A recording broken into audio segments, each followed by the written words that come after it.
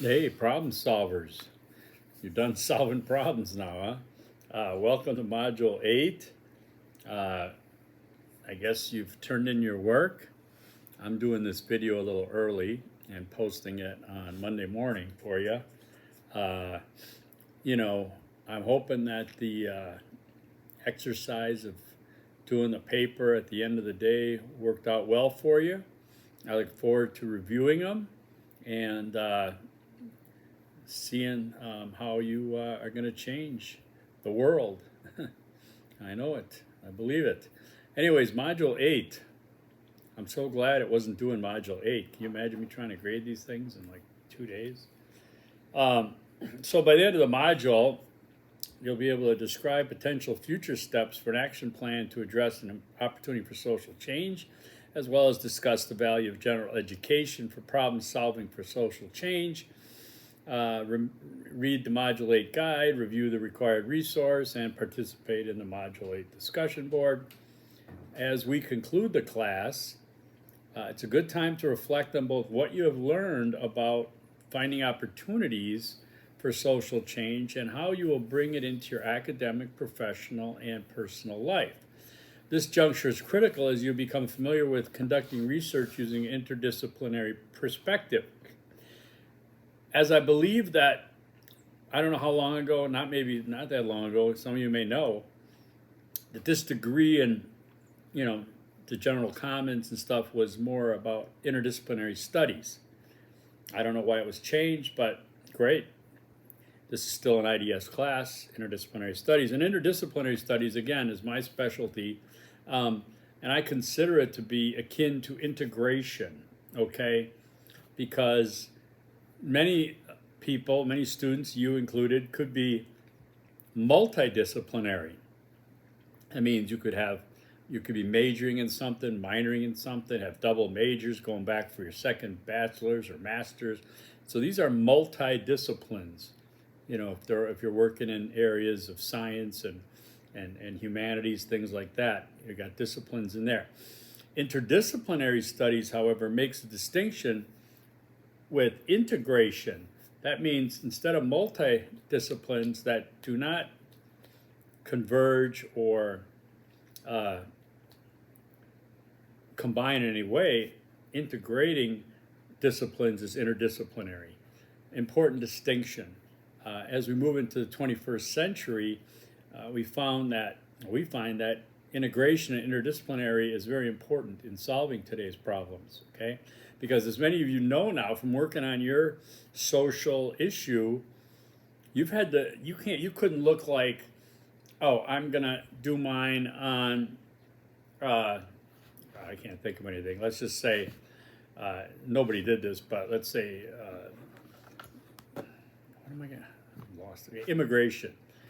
Solve immigration. That's a big picture item. We wouldn't have done that here anyways. But, what would you have looked at for immigration? Would you have looked at economics, political science, what's driving immigrants here, the economics of it?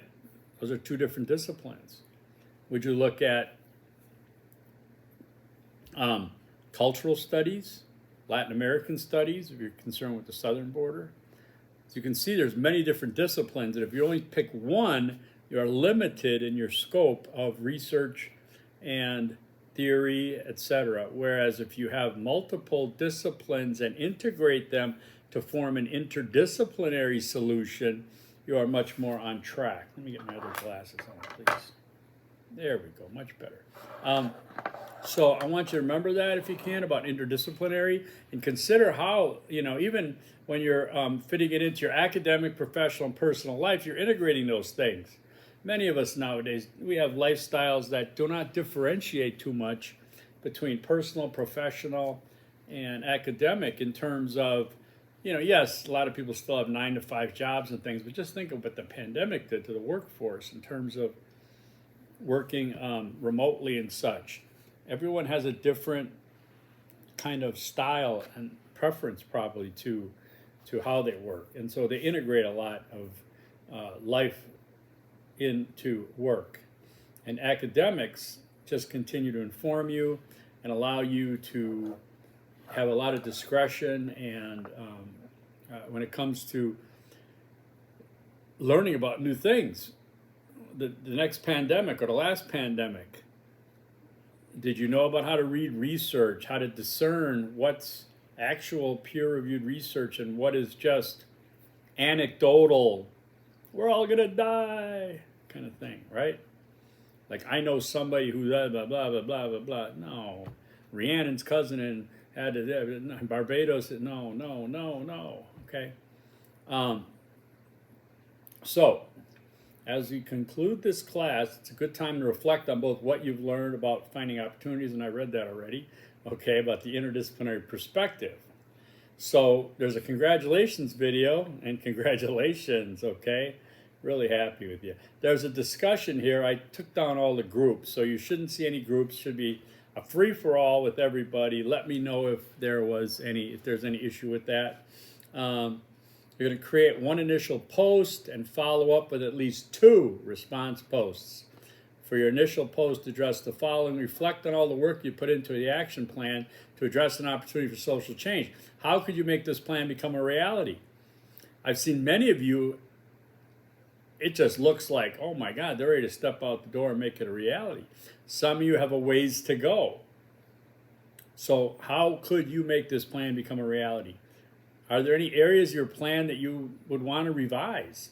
Okay, it may be based on feedback received throughout the course, or your own reflection on the development process. Sometimes you might feel rushed, or you might turn it in and say, oh, doggone it, I should have did this or that.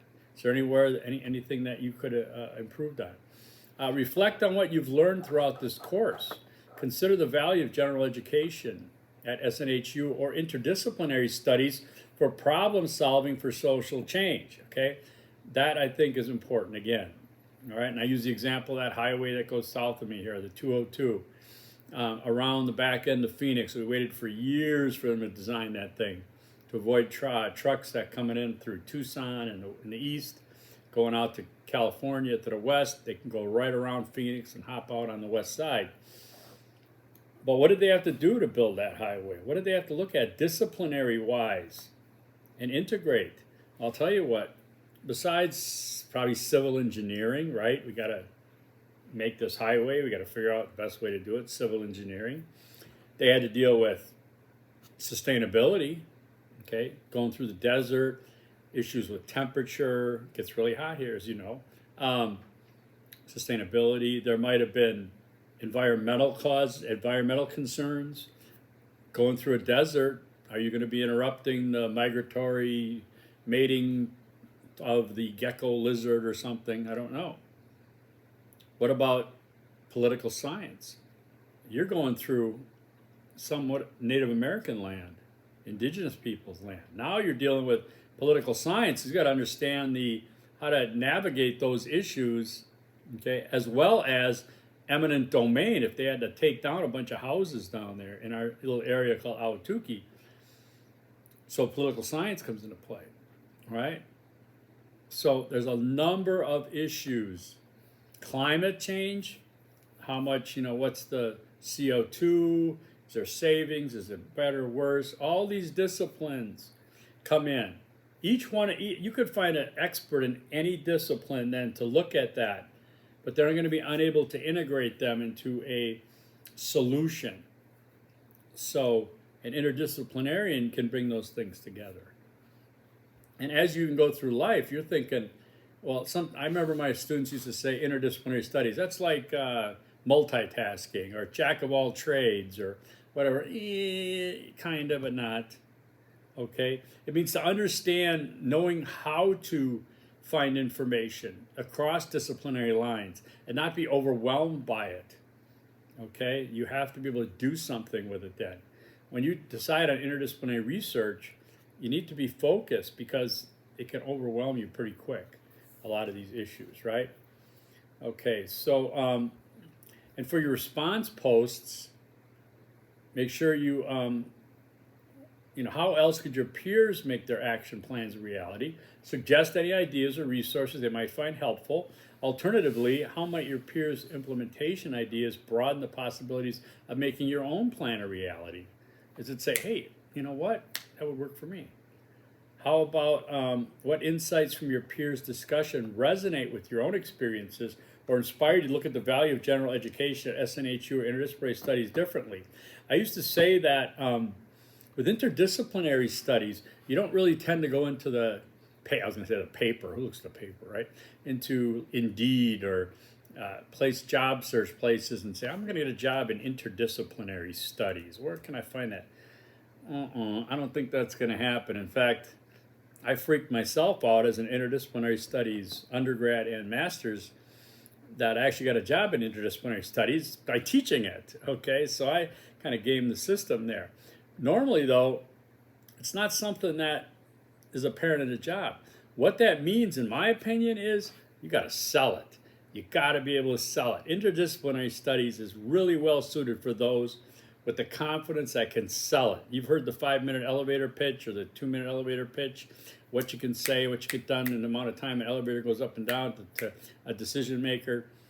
So an interdisciplinarian then can see an opportunity in fields and areas and careers that they like, and then say, what does it mean for me as an interdisciplinary studies expert, advocate, experienced?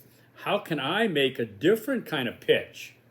What do I bring to the table that the disciplinarian doesn't bring? It could be a challenge, but you know what? It's very workable. Okay, it's very workable.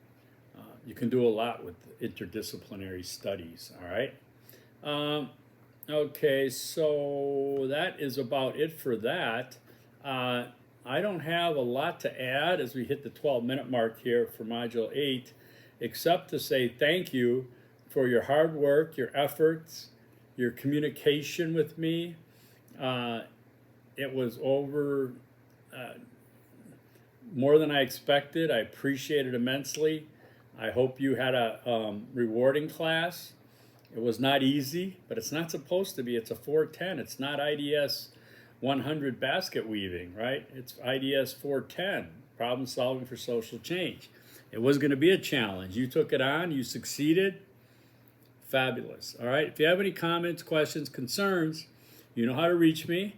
I look forward to hearing from you at any time. If you, let's say you did well in the class and down the road you want to get your master's degree, and, you know, I'd be happy to write letters for some people with limited information that I know, but I can speak to those of you who are quite successful in the class and are trying to bring something to the table for a graduate degree or employment that would help hearing from somebody like me. That's up to you, but I'm just saying that keep in touch. It's fine, all right? Good luck to all of you, okay? And I wish you nothing but the best. So take care. This is Michael Fair. You can call me Michael now. Please do it, okay? All right, have a good one. Peace.